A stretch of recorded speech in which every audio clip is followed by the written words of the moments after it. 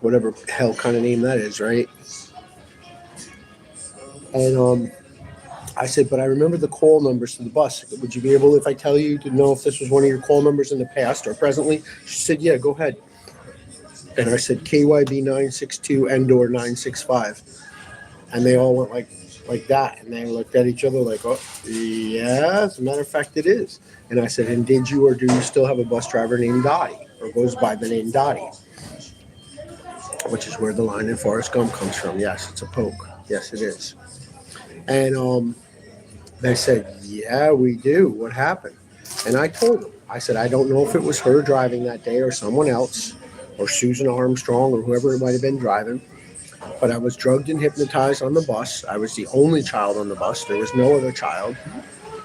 And there was a woman. We didn't have bus monitors, but there was this woman, this young woman, skinny, straight hair, Burlington coat factory, cashmere type coat, whatever, merino wool, whatever they call it. And they made me get off the bus with her like miles from my house. And I was like, why don't you take me home? They're like, you missed your stop. You shouldn't have been sleeping on the bus. I'm like, but there's nobody on the bus. You have to take me home. You know, I was like weeping my eyes out. I was like 7 years old, maybe at the most. Maybe 6 or 7, maybe 7 or 8, maybe.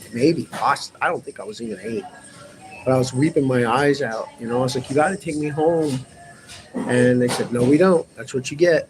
And I said, but, you know, there's nobody else on the bus. Where are you taking me? They're like, to the end of the route. And they took me way out into the town of Newburgh where I didn't know where I was. And they said, now you're going to get off the bus with Charlotte and you'll be able to call your mom. And I said,